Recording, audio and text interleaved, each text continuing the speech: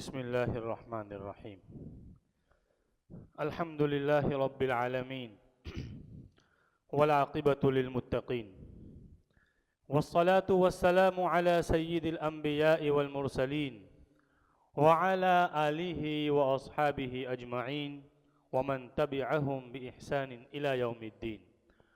أما بعد، فقد قال الله تبارك وتعالى في القرآن المجيد والفرقان الحميد: أعوذ بالله من الشيطان الرجيم. إنهم فتية آمنوا بربهم وزدناهم هدى وربطنا على قلوبهم إذ قاموا فقالوا ربنا رب السماوات والأرض لن ندعو من دونه أحدا. وقال تعالى في موضع آخر: ولا تكونوا كالذين نسوا الله فأنساهم أنفسهم. صدق الله العظيم. وقال النبي صلى الله عليه وسلم: خير الناس من ينفع الناس، او كما قال عليه الصلاة والتسلیم. میرے دینی اور ایمانی بھائیوں، اللہ رب العزت نے میری اور آپ کی اور دنیا میں بسنے والے تمام انسانوں کی ہدایت کے لیے، سچی اور سیدھی راہ دکھانے کے لیے دنیا کے اندر انبیاء علیہ السلام کا خوبصورت ایک منظم طریقہ شروع کیا تھا، اور یہ طریقہ اللہ کے رسول محمد عربی صلی اللہ علیہ وسلم پر آ کر یہ سلسلہ ختم ہو جاتا ہے. میرے بھائیوں، قیامت تک آنے والی نسل انسانی کی ہدایت، قیامت تک آنے والی نسل انسانی کی کامیابی ہم سب کے خالق و مالک نے اللہ کے رسول صلی اللہ علیہ وسلم کی اتباع میں رکھی ہے، اور وہ کلام مقدس جو اللہ رب العزت نے تاجدار بطحہ محمد عربی صلی اللہ علیہ وسلم کے سینہ اطہر پر نازل کیا، اسی کے اندر رکھی ہے. میرے بھائیوں، آپ اچھی طرح جانتے ہیں کہ وہ کلام مقدس ہی ہے جس کے اندر ایمان کی بات کی گئی ہے، نماز کی بات کی گئی ہے، روزوں کی بات کی گئی ہے، رمضان کے روزے بھی اسی میں ہے اور حج بھی اسی میں ہے. میرے بھائیوں، سارے کے سارے معاملات، سارے کی ساری اخلاقیات، ساری کی ساری معاشرت، آپ جس موضوع کو اٹھائیں گے آپ کو کلام مقدس میں وہ آپ کی ضرورت کی چیز مل جائے گی. ہاں میرے بھائیوں، یہ وہ کلام مقدس ہے جس کے اندر پہلے زمانے کے قصے بھی موجود ہے. عام طور پر قصے اور کہانیوں کے اندر یہ بات ہوتی ہے کہ محض دل لگی کے خاطر، اپنے کانوں کو اچھا لگانے کے خاطر، دل کی تسکین کے خاطر قصے ہوتے ہیں. میرے بھائیوں، اللہ رب العزت نے کلام مقدس میں جو قصص، جو واقعات اور جو کہانیاں پہلے زمانے کے لوگوں کی، انبیاء علیہ السلام کی بیان کی ہے، وہ دل لگی کے خاطر نہیں، کانوں میں رس گھولنے کے لیے نہیں میرے بھائیوں، عبرت کے لیے ہیں کہ اس واقعے سے مجھے اور آپ کو کیا پیغام ملے گا. یہی اللہ رب العزت کا پہلے زمانے کی کسی قوم کا ہو یا کسی نبی کا ہو، صرف اور صرف اس لیے کلام مقدس میں بیان کیا ہے تاکہ آنے والی نسل، آنے والے لوگ اس قصے کو سامنے رکھ کر اپنے مستقبل کو ٹھیک کر سکیں. آپ کلام مقدس کے اندر ایک سورت ہے، اس کا نام ہے سورہ کہف. سورہ کہف جس میں ماضی کے واقعات ہے، پہلے زمانے کے لوگوں کی حالات بیان کیے گئے ہیں، لیکن تمام تر واقعات ماضی کے ہونے کے باوجود بہت سے مفسرین نے واضح طور پر یہ لکھا ہے کہ یہ جو صورت ہے اگرچہ ماضی کے واقعات ہے لیکن یہ مستقبل کی صورت ہے. قیامت تک آنے والی نسل انسانی اپنی ہدایت کا راستہ اسی صورت کے اندر حاصل کر سکتا ہے. یہی تو وجہ ہے کہ آپ کو احادیث میں ملے گا کہ اگر کوئی آدمی دجال کے فتنوں سے بچنا چاہے تو وہ سورہ کہف کی تلاوت کرے. دجال کا فتنہ پہلے گزرا نہیں ہے، آگے آنے والا ہے، واقعات پہلے کے زمانے کے ہیں، اس کی تلاوت کر کے آدمی دجال کے فتنوں سے اپنی حفاظت کر سکتا ہے. اسی سورہ کہف میں واقعہ چند جوان مردوں کا ہے. انہم فتیۃ آمنوا بربہم وزدناہم ھدی. میرے بھائیوں، اس زمانے کی نوجوان نسل کے لیے اگر ان کو کچھ نہ پڑھنا ہو، صرف اصحاب کہف کی زندگی کو پڑھے. اصحاب کہف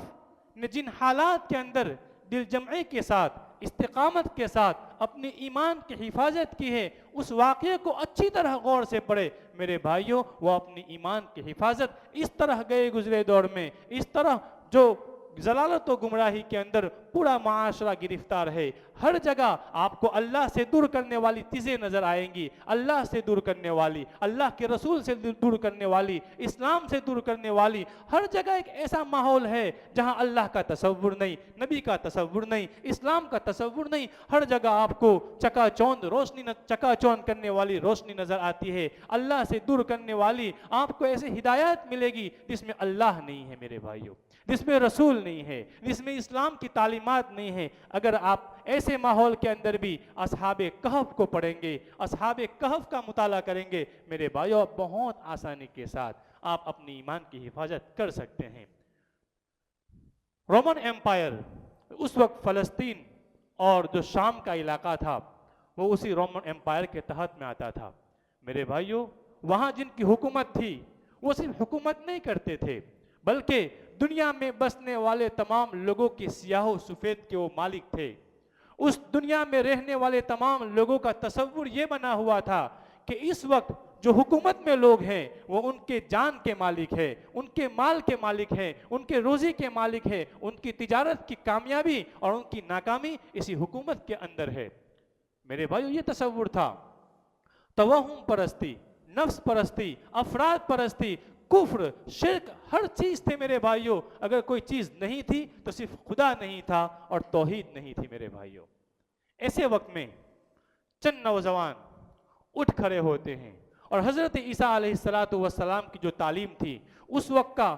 اسلام جو کہا جاتا ہے، اس وقت کا اسلام، حضرت مسیح علیہ السلام، حضرت عیسیٰ علیہ السلام کی جو صاف ستھری توحید والا جو مذہب تھا انہوں نے وہ قبول کر لیا۔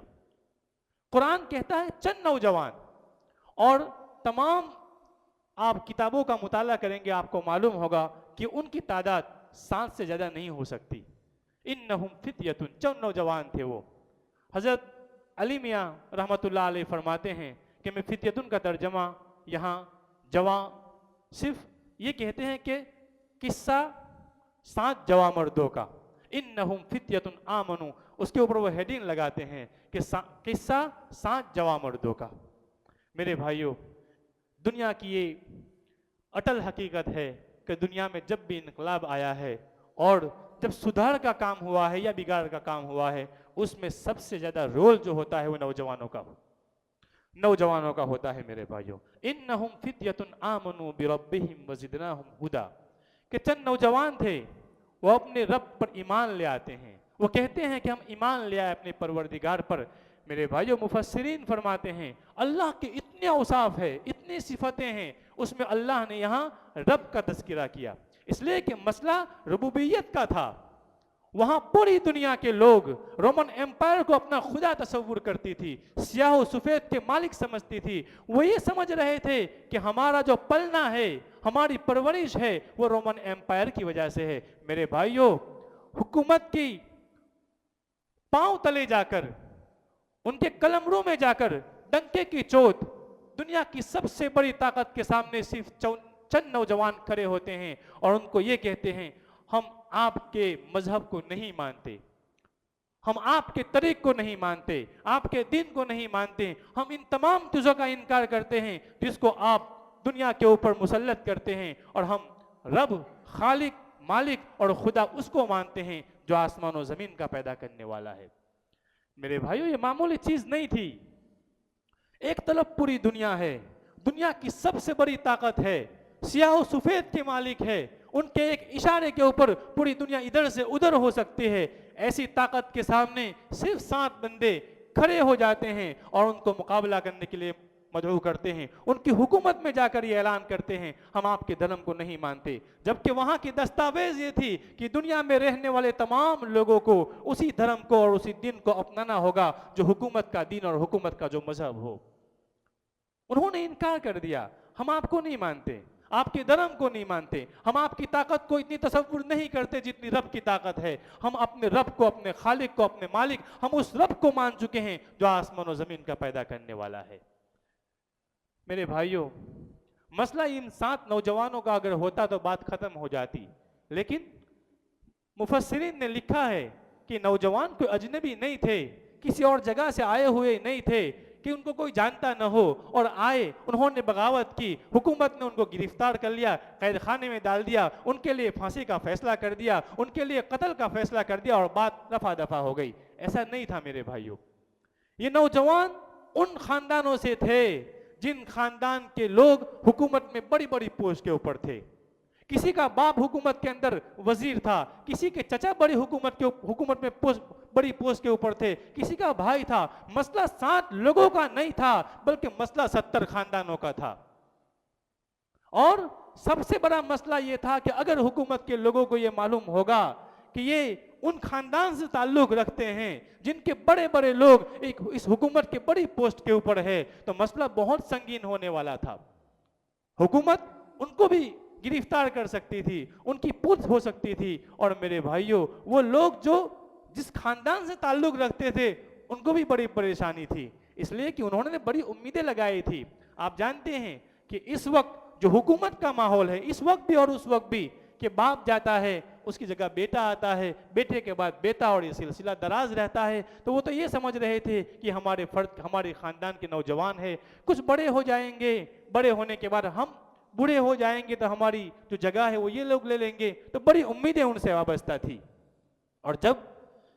کسی سے بڑی امیدیں وابستہ ہو اور وہ امیدوں پر پورے نہ اترے تو بہت تکلیف ہوتی ہے، بہت زیادہ تکلیف ہوتی ہے۔ آپ نے حضرت داؤد علیہ السلام کا، حضرت صالح علیہ السلام کے بارے میں سنا ہوگا، کلام مقدس میں بیان کیا گیا ہے کہ جب حضرت صالح علیہ السلام نے لوگوں سے گفتگو کرنا شروع کی توحید کے بارے میں، اللہ کے بارے میں، اس وقت لوگوں کو بڑی تکلیف ہوئی اور کہا کہ صالح، ہم کو تو آپ سے بڑی امیدیں وابستہ تھی، ہم تو یہ سمجھ رہے تھے کہ آپ تھوڑے بڑے ہو جائیں گے، آپ اچھی دماغ کے مالک ہیں، آپ کی عقل بھی اچھی ہے، آپ بہت معاشرے کے اندر ایک مقام رکھتے ہیں، تو ہم کو آپ سے بڑی امیدیں تھی، آپ نے ہماری امیدوں پر پانی پھیر دیا۔ یعنی وہ توحید کو سمجھ نہیں پا رہے تھے، اور اس وقت کا جو دھرم تھا، جو دین تھا، جو کفر تھا، وہ سمجھ رہے تھے کہ اسی کو وہ آگے بڑھائیں گے۔ کہنے کا مقصد میرے بھائیوں یہ ہے کہ جب کچھ لوگوں سے بڑی امیدیں وابستہ ہو اور وہ امیدوں پر پورے نہ اترے تو بڑی تکلیفیں ہوتی ہے۔ تو معاشرے کے جو لوگ تھے، خاندان والے، ان کو بھی تکلیف تھی، اور ان کو دوسری تکلیف یہ تھی کہ حکومت کو جب یہ معلوم ہوگا کہ یہ نوجوان کوئی اجنبی تو ہے نہیں کہ آ گئے اور انہوں نے انکار کر دیا، بلکہ یہ تو ان لوگوں میں سے تھے جن کے بڑے بڑے لوگ حکومت کی بڑی پوسٹ پر ہے، تو وہ ان کی گرفتاری کریں گے، ان سے باز پرس کریں گے کہ آپ نے ان کی کیا تربیت کی، آپ نے ان کی روک ٹوک نہیں کی کہ وہ بغاوت کے لیے کھڑے ہو گئے۔ میرے بھائیوں، کہنے کا مقصد یہ ہے کہ اتنی بڑی طاقت کے سامنے انہی کے فرد سے، انہی کے افراد میں سے کچھ لوگ کھڑے ہو گئے اور انہوں نے سچائی کا ساتھ دیا۔ اللہ رب العزت میرے بھائیوں ان کی مدد فرماتے ہیں، ان کی حفاظت فرماتے ہیں۔ آپ جانتے ہیں اکثر میری اور آپ کی سب سے بڑی کمزوری یہ ہے کہ ہم کلام مقدس کے واقعات کو بھی سرسری طور پر پڑھتے ہیں، دل لگی کے خاطر۔ کتنی مرتبہ کئی ایسے لوگ میرے بھائیوں مجھے بھی ملے اور کئی لوگوں کو ملے ہوں گے کہ مولانا چلو نا کوئی اچھا واقعہ قرآن میں سے سناؤ نا، یہاں تک کہ کوئی ایسا حضرت یوسف علیہ السلام کے بارے میں۔ میرے بھائیوں، سورہ یوسف ایک ایسی خوبصورت سورت ہے میرے بھائیوں کہ اس سورت کا مطالعہ کرنے سے، اس کو سننے سے آدمی اپنی زندگی سنوار سکتا ہے۔ نوجوان اگر سورہ یوسف کا مطالعہ کرے یا کسی اچھے عالم دین سے اس کی تفسیر سنے، میں یقیناً کہتا ہوں اس کے اندر حیا اور پاک دمن کی صفت پیدا ہو ہی جائے گی۔ حضرت یوسف علیہ السلام تو وہ حضرت زلیخا کا جو واقعہ ہے اور حضرت یوسف کا جو محبت والا جو واقعہ ہے، اس کو دل لگی کے خاطر عام طور پر رمضان کے اندر سامنے سے لوگ کہتے ہیں چلو مولانا حضرت یوسف علیہ السلام کا واقعہ سناؤ، حیا اور پاک دمانی کے لیے نہیں، دل لگی کی خاطر کہ عصر اور مغرب کا ٹائم ایسے ہی فالتو میں ہے، وقت گزر جائے گا اور افطار کا ٹائم ہو جائے گا، بات ختم ہو جائے گی۔ میرے بھائیوں نہیں، کلام مقدس کو جب بھی میرے بھائیوں پڑھے تو اس نیت سے کہ اس میں مجھے اور آپ کو اس سے کیا ملا اور میں اپنے کو اور اپنے مستقبل کو اس آیت سے کتنا سنوار سکتا ہوں، اس کی ضرورت ہے۔ یہاں دیکھیے، ہم معاشرے میں آپ کتنی مرتبہ سنتے ہوں گے لوگوں کو، ارے بھائی اللہ کی وہ یہ چیز تو اللہ، ہدایت اللہ کے ہاتھ میں ہے، اللہ اگر ہدایت دینا چاہتا ہے تو دے ہی دے گا، اور روزی کے بارے میں بھی، اور جب نماز کے بارے میں کہتے ہیں، آپ بہت سی مرتبہ آپ سنتے ہوں گے کہ بھائی ہر چیز اللہ کے قبضے میں ہے۔ اللہ ہدایت دینے والا ہے، میرے بھائیو تصور غلط ہے، یقیناً اللہ ہدایت دینے والا ہے، لیکن اللہ کا اصول کیا ہے وہ دیکھیے، یہاں انہم فتیۃ آمنوا بربہم وزدناہم ہدی، کہ ان نوجوانوں نے پیشکش کی، انہوں نے اپنے ہدایت کے لیے راستہ تلاش کرنے کی کوشش کی، وہ ہدایت کی طرف آنا چاہتے تھے، انہوں نے اس کے لیے بڑی طاقت سے ٹکرا گئے، وہ اس کے بعد اللہ کی طرف سے فیضان جاری ہوا اور وزدناہم ہدی، کہ ہم نے ان کی ہدایت کو اور بڑھا دیا۔ مفسرین نے لکھا ہے میرے بھائیو اس جگہ کے اوپر کہ کسی بھی چیز کو اللہ کی طرف سے لینے کے لیے مجھے اور آپ کو اس کی شروعات کرنی پڑے گی، اور ہم کرتے ہیں، ہم دنیا کی تمام چیزوں میں کرتے ہیں۔ اگر میں اور آپ کھیتی کرنے والے ہیں تو ہم یہ نہیں کہتے اگر کھیتی کے اندر میری روزی ہے تو اللہ مالک اللہ دے دے گا، نہیں میرے بھائیوں، میرے اور آپ کا اس وقت توکل یہ کہتا ہے کہ ہم پہلے زمین کو ٹھیک کریں گے، دانا ڈالیں گے، بارش کا انتظام کریں گے اور اس میں دوائیاں بھی ڈالیں گے، اس کے بعد ہم یہ کہتے ہیں کہ اب اللہ کے حوالے۔ تجارت کرنے والا آدمی 10 بجے دکان کھولتا ہے، رکشہ چلانے والا فجر کی نماز کے بعد رکشہ لے کر اس جگہ پر پہنچے گا جہاں پیسنجر ملنے کی قوی امکانات ہو۔ میرے بھائیوں، جب دنیا کے معاملات کے اندر آپ توکل کو اس طرح سمجھاتے ہیں تو پھر آخرت کا جب معاملہ آتا ہے اور ہدایت کا معاملہ آتا ہے تو آپ ایسا کیوں کہہ دیتے ہو ہدایت اللہ کے ہاتھ میں ہے، جس کو چاہے دے جس کو چاہے نہ دے؟ نہیں میرے بھائیوں، تصور غلط ہے۔ اللہ رب العزت کی طرف سے یہ فیصلہ ہے، یہ اس کا قانون ہے کہ جب بندہ اپنی طرف سے شروعات کرتا ہے تو پھر اللہ کی طرف سے فیضان جاری ہوتا ہے۔ وزدناہم ہدی، اور طاقت بڑی تھی، بڑی سے بڑی طاقت تھی۔ تصور کیجئے کہ اگر بہت بڑی طاقت کے سامنے میں اور آپ جائیں اور اس کی بغاوت، ہم ان کی بغاوت کریں اور ان کو اپنی حکومت کے جانے کا اندیشہ ہو کہ ان لوگوں کی کھڑے ہو جانے کی وجہ سے ہماری حکومت داؤ پر لگ سکتی ہے، ہمارے مال کے جانے کا امکان ہے، لوگ ہم سے متنفر ہو سکتے ہیں، ایسے وقت ایسے 60 لوگوں کو خریدا بھی جا سکتا ہے، ان کو ڈرایا بھی جا سکتا ہے، دھمکایا بھی جا سکتا ہے، اور تمام تر چیزیں ہوئی ہوگی میرے بھائیوں۔ ان نوجوانوں کو ڈرایا گیا ہوگا، ان کو پھانسی سے ڈرایا گیا ہوگا، ان کو آگ سے ڈرایا گیا ہوگا، ان کو اور بہت بڑے بڑے خواب بھی دکھائے گئے ہوں گے، ان کے سامنے مال بھی پیش کیا گیا ہوگا، مقام بھی ان کو دکھلائے گئے ہوں گے۔ اور یاد رکھیے ایسے موقع کے اوپر کوڑوں کے مقابلے کے اندر، دروں کے مقابلوں کے اندر مال کا جب جھانسا آتا ہے اکثر لوگ اس میں گرفتار ہو جاتے ہیں۔ میرے بھائیوں، ان تمام چیزوں کو انہوں نے برداشت کیا صرف اپنے رب کو پانے کے لیے، اور اللہ رب العزت نے ان کو اتنی بڑی ترقی دی میرے بھائیوں کہ پوری حکومت ایک طرف، 7 نوجوان لڑکے ایک طرف، وہ بھی بچ گئے، ان کا ایمان بھی بچ گیا۔ میرے بھائیوں، پھر حفاظت کا جو انتظام ہوا آپ جانتے ہیں، وہ ایک غار میں چلے گئے، اللہ رب العزت نے ان کو 300 سال تک نیند دے دی میرے بھائیوں، 300 سال تک۔ اب اس میں لوگ کہتے ہیں یہ کیسے ممکن ہو سکتا ہے؟ میرے بھائیوں، ہم اس اللہ کو مانتے ہیں جو ہر چیز پر قادر ہے، جو اللہ بغیر ستون کا آسمان پیدا کر سکتا ہے، جو اللہ پانی پر زمین کو پھیلا سکتا ہے، جو اللہ ہواؤں کا اتنا منظم نظام چلا سکتا ہے، سورج اور چاند کا اتنا خوبصورت نظام چلا سکتا ہے۔ اور میرا اور آپ کا یقین ہے کہ سب کچھ اور سب کچھ صرف اللہ کے حکم سے ہوتا ہے۔ یقیناً میرے بھائیوں، وہ اللہ کسی کو 300 نہیں، ہزاروں سال کی نیند کے بعد اٹھا سکتا ہے میرے بھائیوں، اٹھا سکتا ہے۔ یہ میرا اور آپ کا یقین ہے، اور یقیناً یہ اللہ رب العزت کی قدرت ہے اور یہ اس کی طاقت ہے۔ اور اس طرح میرے بھائیوں اللہ نے ان کے ایمان کی حفاظت کر لی۔ یہ واقعہ تھا، اس واقعے کے اندر مجھے اور آپ کو یہ پیغام ملا کہ ماحول کیسا بھی ہو،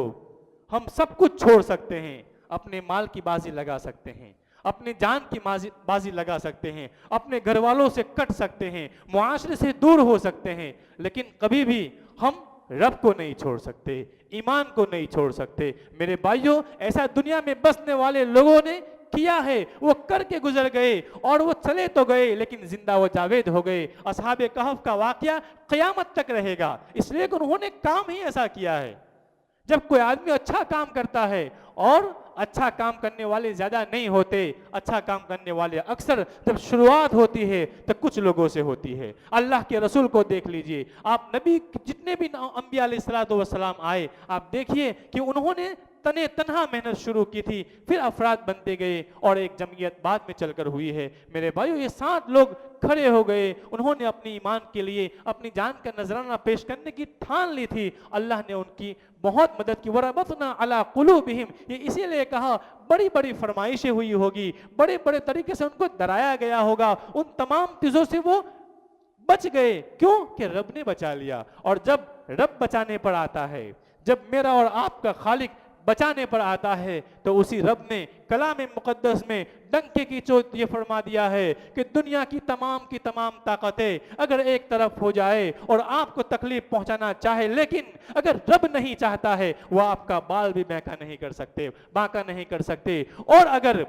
तेरा रब तुझसे रूठ चुका है, तेरा परवरदिगार तुझसे नाराज है और आपको अल्लाह की तरफ लाने के लिए अगर तकलीफ देना चाहता है, या है कि आपका कुफ्र, आपका शिर्क और आपकी जुल्मात इतनी बढ़ गई है कि अब इस धरती के ऊपर आपका रहना मुश्किल है और रब ने आपके लिए खत्म करने का फैसला कर लिया गया है, मेरे भाइयों यकीन जानिए दुनिया की तमाम ताकतें एक तरफ हो जाए और आपको बचाने के लिए अपना एड़ी और चोटी का जोर लगा दे, फिर भी मेरे भाइयों उस रब से आपको कोई नहीं बचा सकता। मेरे भाइयों, इसलिए अपने ईमान की सलामती के खातिर, अपने ईमान को तरक्की देने के लिए, अपने रब को राजी करने के लिए, जिस नबी की रिसालत को आप मानते हैं, उस रिसालत में अपना पूरा उतरने के लिए मुझे और आपको भी कुछ सबूत पेश करने होंगे,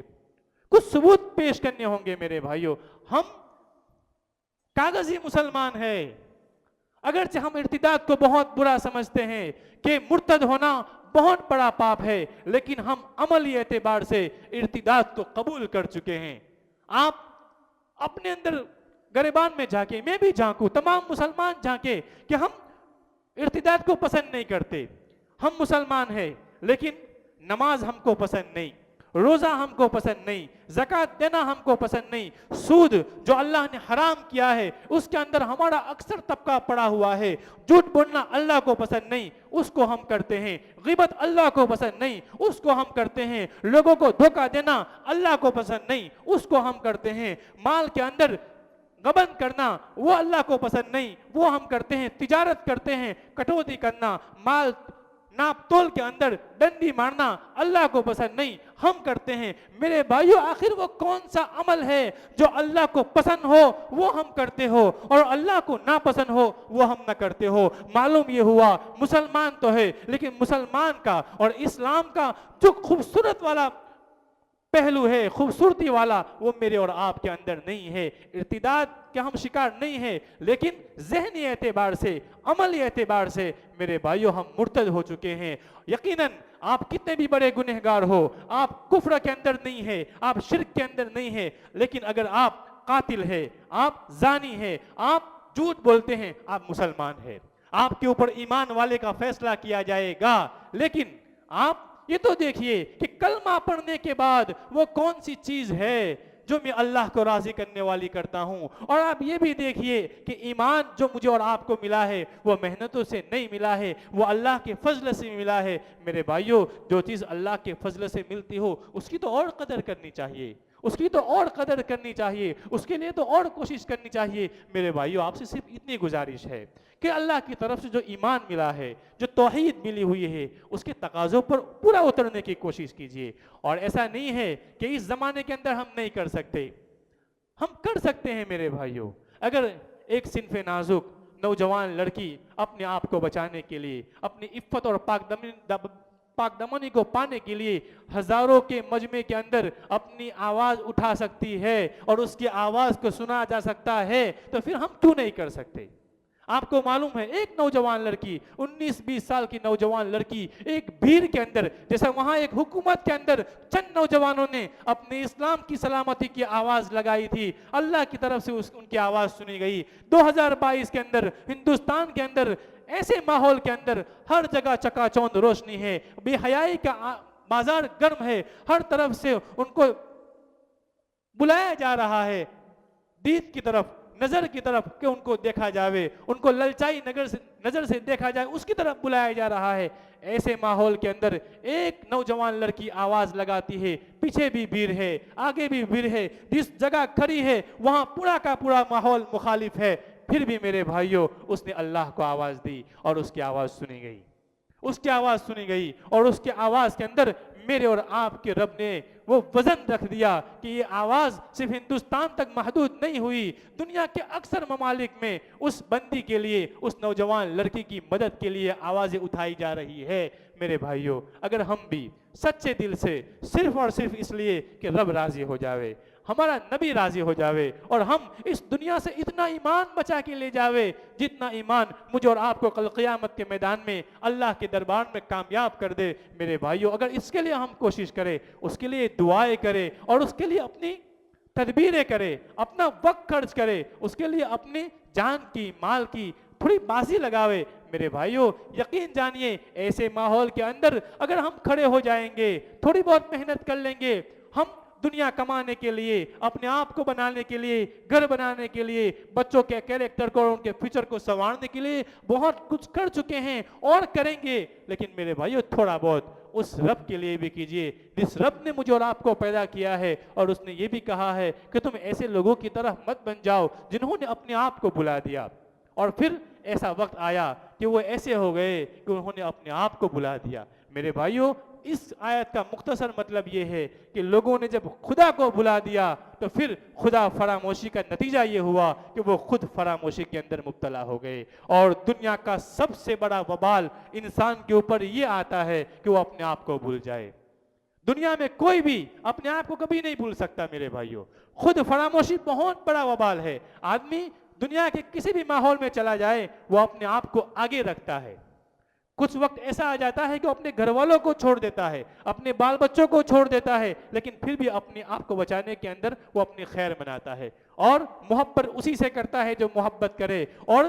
اگر کوئی آدمی بہت اچھا ہے لیکن اس کے ساتھ اچھا سلوک نہیں ہے، وہ اس سے محبت نہیں کرتا، یہ اس کی فطرت کا تقاضا ہے۔ لیکن آپ نے کبھی یہ بھی سنا ہوگا، کبھی نہیں سنا ہوگا کہ کسی نے اپنے آپ کو بھلا دیا۔ ہاں میرے بھائیوں لیکن کلام مقدس کہتا ہے کہ آپ ایسے لوگوں کی طرح مت ہو جاؤ جن کی حالت بعد میں چل کر یہ ہو گئی کہ خدا نے ان کو ایسا بنا دیا کہ پھر وہ اپنے آپ کو بھول گئے، اور اپنے آپ کو بھولنے کا مطلب یہ ہے میرے بھائیوں وہ رب سے دور ہو گئے، اس قدر دور ہو گئے، دنیا کے جھمیلوں کے اندر مبتلا ہو گئے، اسباب اور وسائل کے پجاری بن گئے، اور اسی کے ارد گرد چکی کے بیل کی طرح یا ایک مشین کی طرح کام کرتے رہے، دنیا کی تمام راحتوں سے، تمام لذتوں سے محروم ہو گئے۔ دنیا کا مال ان کو ملا، دولت راحت کے لیے تھی، دولت رہ گئی، راحت ختم ہو گئی، غذائیں دوائیں شفا کے لیے تھی، غذائیں بھی ہے دوائیں بھی ہے، لیکن راحت ان کی زندگی سے اس قدر ختم ہو گئی۔ میرے بھائیوں کروڑوں کے مالک ہونے کے باوجود وقت پر کھانا نہیں ملتا ہے، وہ صرف اس لیے کہ وہ دنیا کے پجاری بن گئے اور رب کو بھلا بیٹھے۔ میرے بھائیوں دنیا کا سب سے بڑا جرم یہ ہے کہ آدمی رب کو بھول جائے اور خدا فراموشی کے اندر پھر خود فراموشی کے اندر مبتلا ہو جائے۔ اللہ رب العزت میرا بھی، آپ کا بھی، دنیا میں بسنے والے تمام مسلمانوں کی ایمان کی، ان کے اسلام کی حفاظت فرمائے، اور ایسے ماحول میں جب ہر طرف سے ماحول بگڑا ہوا ہے، ایسے ماحول میں ہماری ایمان اور سلامتی کی حفاظت کے لیے اسباب اور وسائل مہیا فرمائے۔ وآخر دعوانا ان الحمدللہ رب العالمین۔